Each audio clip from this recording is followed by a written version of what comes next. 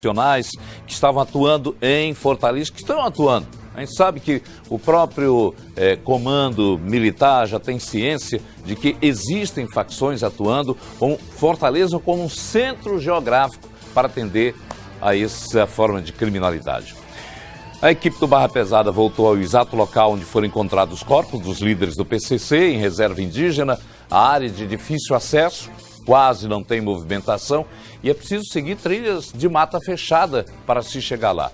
A repórter Luciana Lemos encarou novamente o desafio e mostra detalhes da cena desses crimes que ganharam manchetes em todo o país.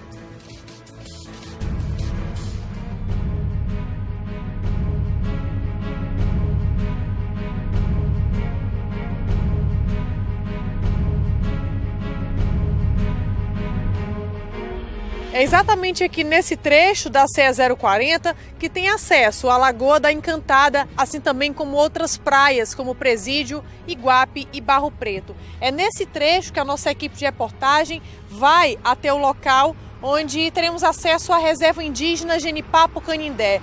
E aí os veículos serão deixados e logo em seguida nós iremos caminhar até o local onde os corpos foram encontrados. Os corpos dos líderes de uma facção criminosa de origem em São Paulo. Nós vamos até o local mais uma vez para mostrar a vocês que nos acompanham aqui no Barra Pesada como se deu toda essa situação. Quirais.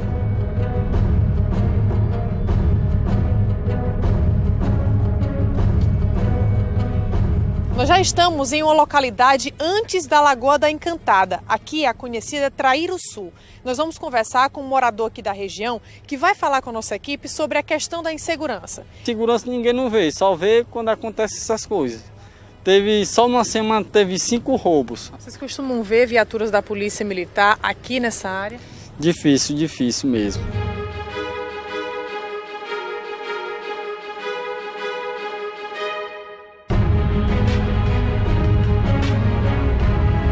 Nós já estamos na aldeia do povo indígena Genipapo Canindé. O nosso veículo tem que ser deixado aqui neste ponto. Nós vamos caminhar exatamente por este local, vamos passar pela Lagoa da Encantada e vamos ter acesso à trilha que dará acesso ao local onde os corpos foram encontrados.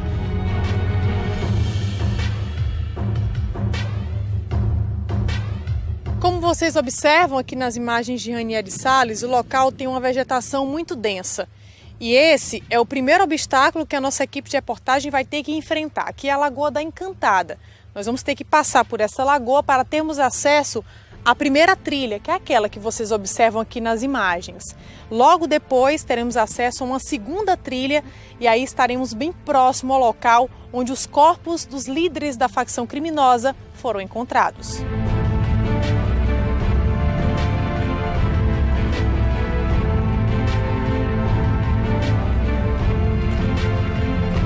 Já chegamos aqui na trilha da Sucurujuba. É a outra trilha depois daquela primeira que a gente já veio caminhando desde a Lagoa da Encantada. Aqui, como vocês observam, a mata fica mais densa, a vegetação mais fechada e a dificuldade só aumenta.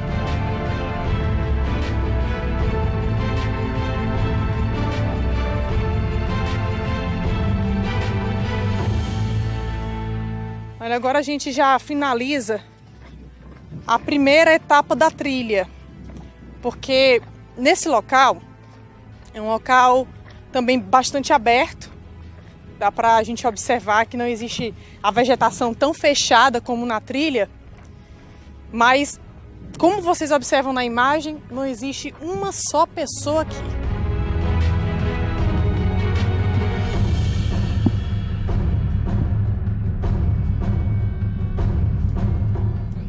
Nós chegamos aqui na segunda parte da trilha e essa ainda é mais difícil do que as outras, porque a mata ainda é mais fechada, choveu durante o final de semana. Olha, alguns troncos aqui também no meio do caminho.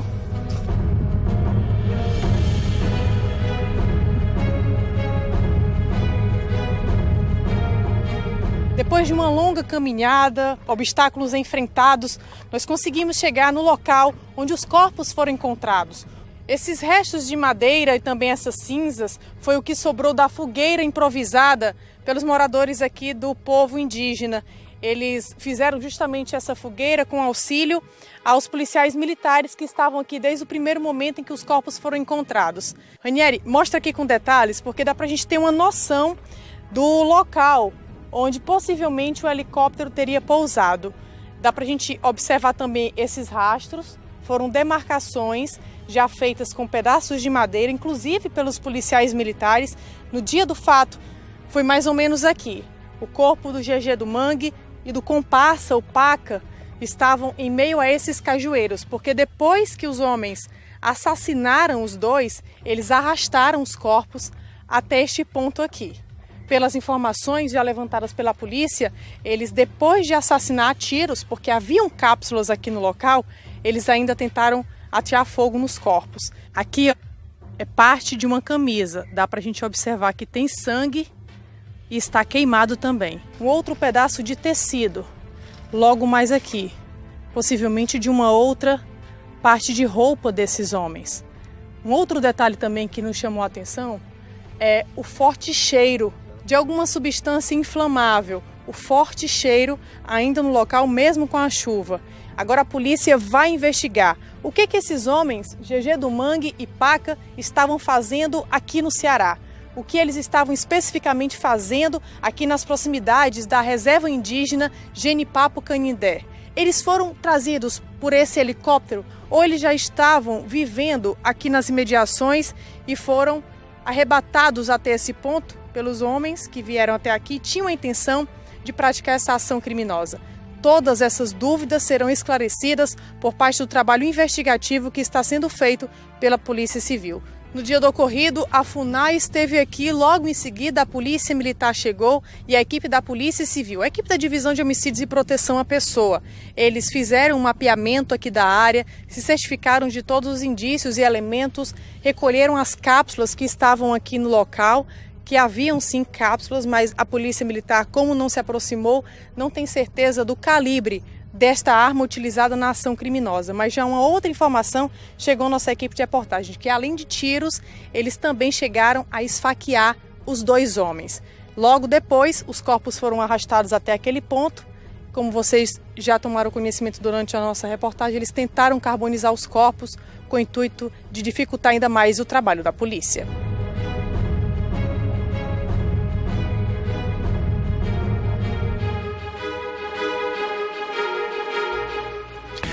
Para o desenvolvimento de cidades litorâneas, como Eusébio, Aquiraz, principalmente Aquiraz, passaram a chamar a atenção de pessoas, dos moradores, dos nativos, com a chegada há algum tempo atrás, de pessoas que começaram a exibir veículos importados, construção de casas de luxo, a presença de pessoas com as quais os próprios nativos não tinham conhecimento da origem e do trabalho que operavam para ter a exibição de toda aquela riqueza. Isso já era comentado, sabe desde quando? Quando houve aquela fuga no Rio de Janeiro, que a polícia, o exército começou a tomar conta dos morros e houve aquela fuga desenfreada, muitos procuraram certamente o Nordeste e Fortaleza como um ponto estratégico para daqui lançarem as suas ações em relação ao comércio do tráfico, a ampliação do tráfico em todo o país. Também há de se notar que a presença desse pessoal estranho começou a chamar a atenção das autoridades, que eventualmente deveriam ter feito uma ação em busca de saber também a motivação. Outro ponto, as fronteiras deste país precisam ser mais do que nunca vigiadas para evitar que o tráfico de drogas continue a abastecer esses redutos criminais que estão acontecendo aqui estou falando aqui de Fortaleza, mas em todo o país. É necessário realmente uma política de reforço para as fronteiras para evitar que o tráfico continue a comandar e a dar origem a tudo isso aí. Ainda na edição de hoje nós vamos mostrar que os familiares dos integrantes da facção PCC foram mortos, estiveram prestando depoimento em uma delegacia aqui de Fortaleza. Ao sair, um dos familiares xingou a imprensa. Ainda na edição de hoje, nós vamos mostrar que Rogério Jeremias o GG do Mangue e Fabiano Alves de Souza, o Paca, viviam em esse condomínio de luxo em uma praia aqui de Fortaleza. Outro assunto é um ataque de um casal de evangélicos que acabou com a mulher morta e o homem ferido, causou surpresa na região metropolitana. De acordo com populares, eles não tinham relação com crimes.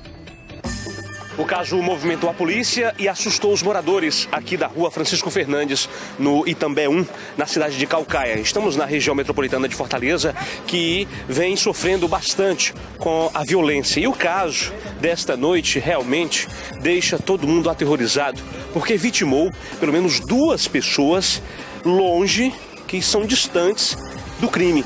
São pessoas que têm uma conduta até então sem nenhuma dúvida, sem nenhum erro. É o que a polícia apurou até o momento. O casal atingido pelos tiros era evangélico e morava há cerca de 7 meses nesta residência. Cenário do fato. Foi aqui que a mulher foi assassinada e o homem baleado. O rapaz, inclusive, foi socorrido ao hospital com muita gravidade. A polícia, inclusive, agora aponta ali para a cena do crime. É ali que está uma cápsula que demonstra a utilização de uma escopeta calibre 12 aqui nesse crime. Esta arma de alto poder destrutivo foi usada inclusive para invadir o local. Note que o portão tem um buraco muito grande. De acordo com a comunidade que repassou a informação para a polícia, eles atiraram para que o portão fosse aberto. A gente vai chegar aqui um pouquinho mais perto. O buraco é enorme, na verdade 2 buracos. Isso indica que vários disparos foram efetuados. Quando eles conseguiram entrar, lá eles encontraram no interior do imóvel o casal. A mulher morreu na hora, Rosalba Costa Vicente Freires, tinha 43 anos de idade. O seu companheiro, Jefferson Oliveira Freires, de 25, saiu gravemente, como nós havíamos falado anteriormente. O local realmente indica um cenário de muita tristeza, de muito terror. Tudo foi invadido, tudo foi revirado para que eles pudessem executar este crime. Agora, qual a motivação? É isso que a polícia quer saber. Não há nenhum indicativo de que as pessoas tivessem inimigos.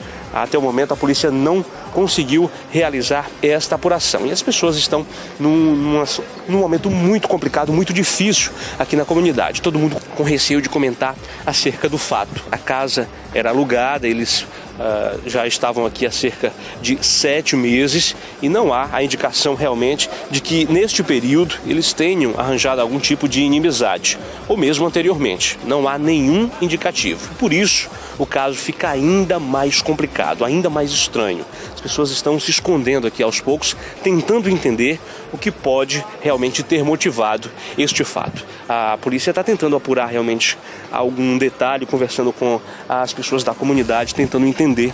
E nós vamos também em busca dessas informações por parte de familiares que já estão aqui neste local. Ela é sogra da minha filha. A senhora imagina o que pode ter motivado tanta violência? Eu não sei de nada. Nada. E o companheiro dela tinha alguma inimizade que a senhora soubesse? Que a família tinha... não. Nada, né? A senhora conseguiu ver alguma coisa? Está tudo revirado mesmo? Tá. Ela trabalhava de quê, senhora Rosalba? Fazendo enfeitinho de manteigueira. Ela fazia artesanato para ajudar no sustento da... com certeza.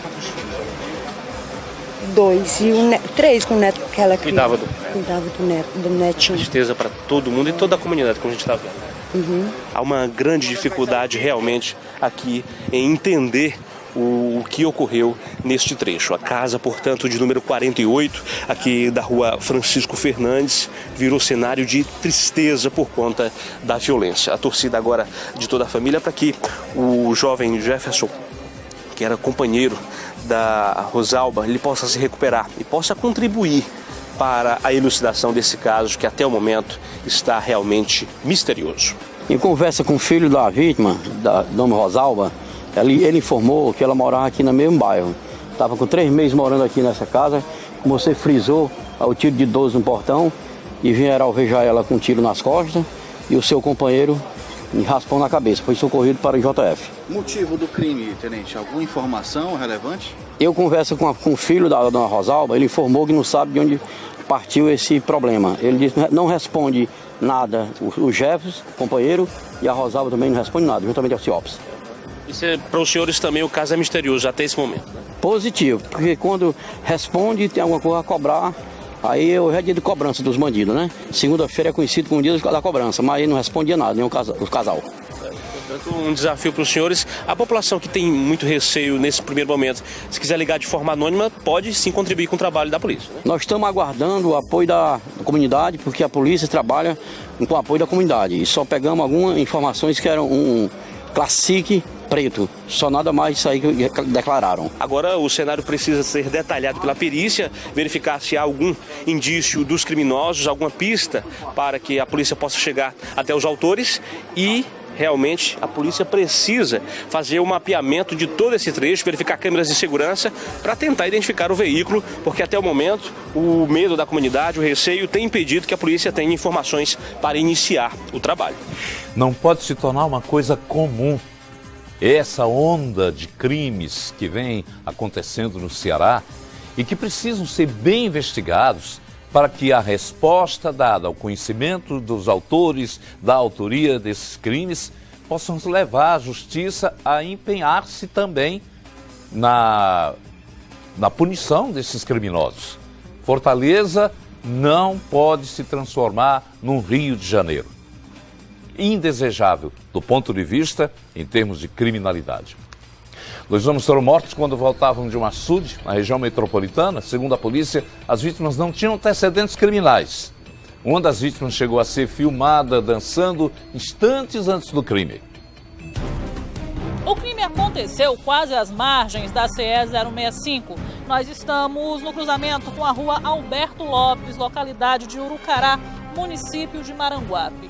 2 pessoas estão mortas um pouco mais à frente. O trabalho investigativo da Divisão de Homicídios está sendo realizado nesse momento. Os policiais, inclusive, se concentram ali nas proximidades de um veículo. A informação que nós temos aqui bem próximo a esse veículo, que seria do pai de uma das vítimas, teriam várias cápsulas de pistola que foram utilizadas para o crime. De maneira mais precisa, teriam sido encontradas cápsulas de pistola calibre 380. As 2 vítimas foram identificadas pela polícia como sendo Francisco Rafael da Silva, tinha 23 anos de idade, e o outro apenas como Adriano, de apelido Bruxo. O Rafael, segundo o que consta, ele seria mecânico e moraria aqui mesmo na comunidade. Mas, em relação ao Bruxo, ele seria morador do Parque Novo Iracema, um bairro aqui do município de Maranguape, e teria vindo com o Adriano para um banho de açude que tem mais à frente de onde nós estamos bem próximo à serra, você está vendo aí na imagem do Valber Costa, e a informação que se tem é que eles retornavam desse banho, desse açude, quando teriam sido interceptados. O que nos foi informado é que 2 ou 3 homens teriam desembarcado de um veículo de cor preta. Eles foram ao encontro dessas pessoas que vinham desse banho de açude e passaram a disparar diversas vezes contra a dupla. Um detalhe que chama a atenção é que minutos antes da morte foi gravado esse vídeo do Adriano, no caso, de apelido Bruxo. Esse vídeo mostra ele no banho de açude com um grupo de amigos, ele inclusive se divertindo. Foram imagens que foram gravadas de instantes antes desse crime de execução.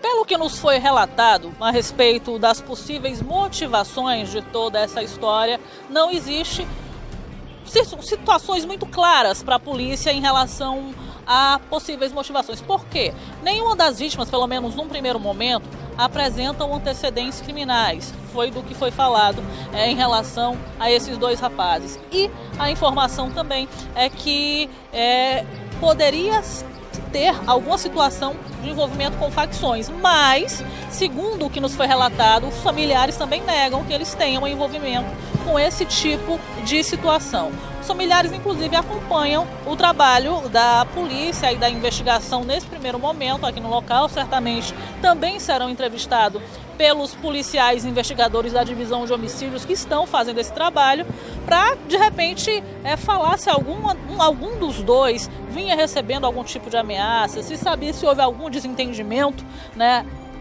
anterior a essa situação que nós infelizmente estamos mostrando para vocês agora, mas o fato é que esse duplo homicídio acabou chamando aí a atenção dos moradores e chocando o pessoal aqui da localidade de Urucará, uma localidade até bem pouco tempo bem pacata, mas como não se foge à regra e em lugar nenhum se tem fugido aqui na nossa capital, na região metropolitana e na verdade em todo o estado, aqui também a gente encontra siglas de facções criminosas, também muros. Se existe alguma coincidência entre as situações, isso vai ser averiguado pela polícia, que já começou os trabalhos investigativos a partir dos levantamentos preliminares aqui no local do crime. Na maioria das vezes as famílias não têm como colaborar porque elas vivem de trabalho, vivem de estudos, vivem a fazer coisas que não se misturam com o tipo de vida criminosa que alguém vive levando por aí. É necessário, então, muita investigação para se dar respostas efetivas. Familiares dos mortos envolvidos com a facção criminosa, primeiro comando da capital, o PCC, aqui no Ceará, prestaram depoimentos à Delegacia de Repressão às Ações Criminosas Organizadas antes do embarque para São Paulo. Durante a saída, as mulheres do complexo, lá do Complexo de Delegacia Especializada, as mulheres chegaram até a agredir verbalmente a nossa equipe de reportagem. Foi essa viatura do Batalhão de Choque da Polícia Militar que fez a escolta das familiares, tanto de Gegé do Mangue quanto de Paca, até o Complexo de Delegacias Especializadas aqui no bairro de Fátima. A informação que nós temos é que elas iriam ser ouvidas pelos policiais da Delegacia de Repressão ao Crime Organizado, no caso, a Draco. Aqui, elas permaneceram pelo menos até 2h30, depois de prestar depoimento. Por várias vezes, elas tentaram sair, mas porque haviam equipes da imprensa aqui no local, elas demoraram a deixar o prédio. E quando saíram, ainda hostilizaram as equipes de imprensa que aqui estavam. Vocês acabam com a vida da gente, seus cretinos. Fecha a porta, Renato. Segundo o advogado que acompanha as familiares, as esposas, dos dois, tanto do Gegé do Mangue quanto do Paca, elas deverão ser ouvidas novamente aqui pela Draco no Complexo de Delegacias Especializadas. Só depois é que elas poderão ser liberadas para embarcar com os corpos para São Paulo. Vivem do crime com a família ou participam realmente dos frutos da criminalidade.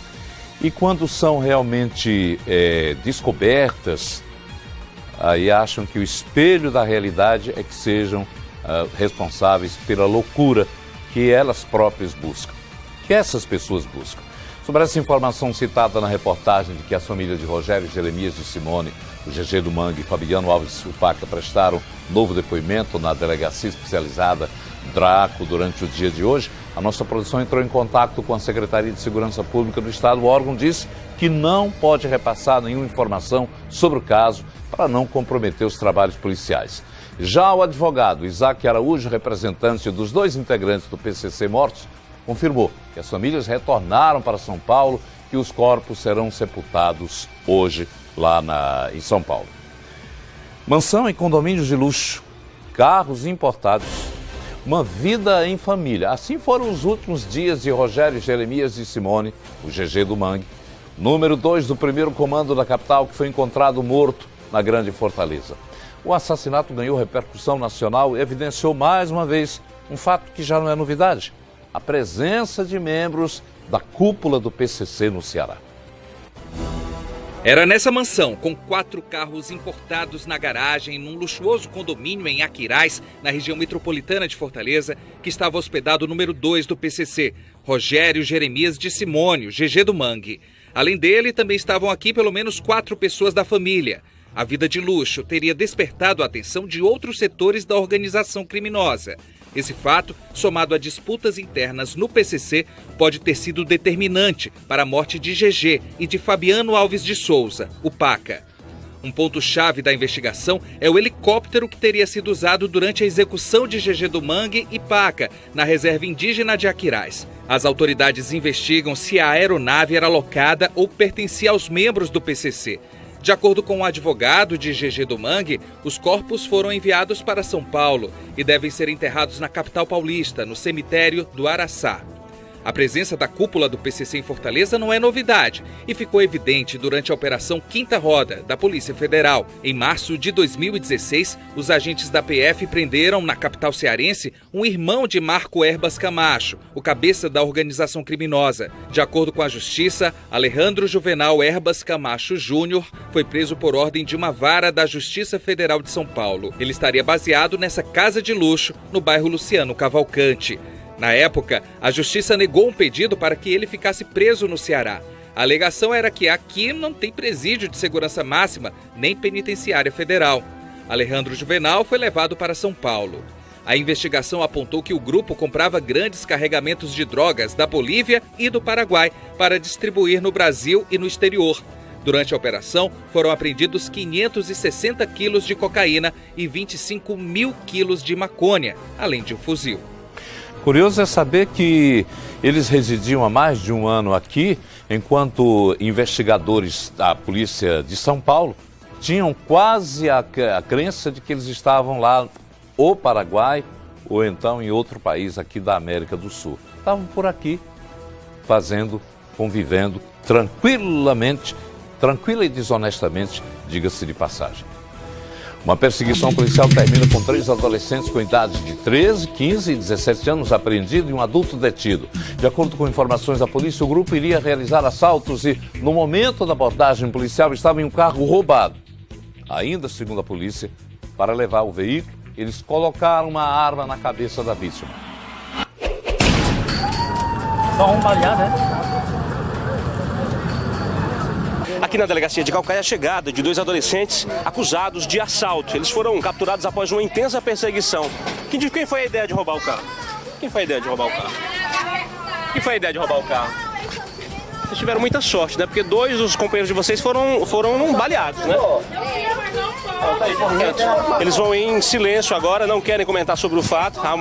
Há realmente aqui a presença de familiares, vai gerando muita revolta aqui. O fato é que a polícia conseguiu capturar após uma intensa perseguição 4. Esses são adolescentes, outro terceiro adolescente está no hospital porque foi atingido, foi baleado, e um adulto também capturado pela polícia. Eles tomaram um carro de assalto, estavam com uma arma e a polícia evitou certamente outros crimes, porque a gente sabe da conduta que eles capturam o veículo e acabam cometendo outros crimes. Essa é a rotina que a gente acaba presenciando nesse dia a dia policial. Mas uma captura muito bem feita, um trabalho muito bem feito por parte da polícia. Agora a gente está mostrando aqui a revolta dessas pessoas. Eles já estão em procedimento há algum tempo e tiveram muita sorte, já que pelo menos 2 dos outros envolvidos foram realmente atingidos por disparos. Eles, inclusive, no momento da captura, ficaram ali sob o olhar da polícia. Nós temos algumas imagens que revelam isso e a polícia estava atenta, realmente, tentando verificar o que eles haviam cometido e descobriu-se que ali eles haviam acabado de atacar uma senhora que, inclusive, está em procedimento aqui na delegacia. Olha, a gente vai conversar com o sargento Valério, que está há muitas horas trabalhando nesse caso, e ele revela pra gente que, inclusive, as idades chamam a atenção dos 3 adolescentes, 17, 15 e 13 anos. O maior tem 26, está no hospital. Audaciosos, né? Audaciosos. Eu vinha transitando aqui na rua 15 de novembro, aqui no centro de Caucaia, quando eu me deparei com um Fiat Prata em alta velocidade. Daí então eu achei uma atitude suspeita e passei a persegui-lo. Em seguida eu pedi o apoio dos meus parceiros, né? Em seguida teve o apoio do Raio 04 e a 1181, onde os mesmos empreenderam fuga, mesmo com as viaturas em perseguição. Eu e mais duas viaturas, né, com a equipe do Raio, a 1181, mesmo assim não obedeceram de parada, só pararam na bala. Infelizmente tivemos que agir na bala mesmo, porque eles não paravam de jeito nenhum. Agora, eles haviam tomado um carro de assalto, atacaram uma senhora, inclusive. Ela relatou como é que foi a ação violenta deles? Ela relatou que 2 homens armados, um revólver e outra pistola, botaram arma na cabeça dela, desceram ela do veículo, foram bastante agressivos, inclusive chamando vários palavrões com a mesma, uma senhora já de idade, puxaram pelo cabelo, jogaram fora do veículo e tomaram o veículo dela de assalto. E, portanto, essa atenção, essa experiência do agente de segurança, do senhor em especial, foi muito importante, porque eles poderiam certamente cometer outros crimes com esse veículo da senhora, né? Com certeza, o intuito deles era esse, era levar o carro para aquela comunidade do Parque Leblon, onde ali tem bastante bandido ali naquela área, e com certeza eles iam usar esse carro ou para fazer outras paradas, né, ou para praticarem homicídios, né, que é o que eles fazem. Eles tomam um carro de assalto, em seguida praticam homicídios e roubos naquela área. A gente agradece, sargento, pelas informações, parabeniza pelo trabalho da polícia. O adulto foi identificado como Daniel Batista da Silva, 26 anos de idade, e como eu disse, os adolescentes têm 17, 15 e 13 anos de idade, agora em procedimento aqui na delegacia, e o fato realmente chama a atenção pela audácia e pela coragem que eles tiveram. Enquanto você espera a próxima informação, deixa eu dar um recado aqui. Você quer comprar no varejo com preço de atacado? Na Casas Alves você compra no atacarejo. Olha só. Preço da bacia com caixa R$ 169,90. Se você quiser procurar um armário para banheiro grande, R$ 29,70 é preço de à vista. Piso tipo extra R$ 11,90. A caixa d'água, por exemplo, de 1.000 litros com tampa, R$ 249,90. Você pode consultar a super condição de pagamento, comprar no prazão. Você pode pagar em 60, 90, 120, 150, 180 e não precisa usar o limite do seu cartão. É no boleto, paga a primeira só daqui a 60 dias. Casas Alves, Avenida Imperador 941 no centro. Dá uma ligada para lá agora, 3254-5555. No próximo bloco, vamos mostrar o caso da morte de um agricultor. Os assassinos se entregaram à polícia aí de forma fria. Sabe o que foi que eles disseram? Já já você vai saber. Existe a indicação de pedras e também faca utilizadas aqui neste crime. A informação da comunidade é que o Franklin não tinha nenhum problema com nada errado. Não tem não o quê, mano? E o que era que ele tinha? Porque ele não sabe, não tem de errado, porque ele rende droga e fica na dele lá bebendo devagarzinho. Ele vendia droga? Vendia.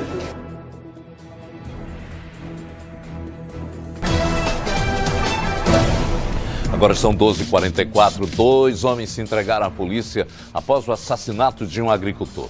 As informações são de que eles conheciam a vítima e depois de desentendimentos mataram o homem com facadas e pedradas. Mas quando chegaram à delegacia, contaram uma outra história. A morte do agricultor ocorreu aqui, na residência dele. Nós estamos na comunidade de São Pedro, em Caucaia. O homem que foi assassinado morava aqui já há algum tempo, sozinho, e estava com alguns amigos quando o fato foi registrado. De acordo com a polícia, foi durante uma bebedeira que amigos acabaram assassinando este homem de 52 anos e logo após eles se entregaram à polícia. O fato ocorreu agora há pouco e a comunidade, inclusive, toda está aqui acompanhando o trabalho da polícia.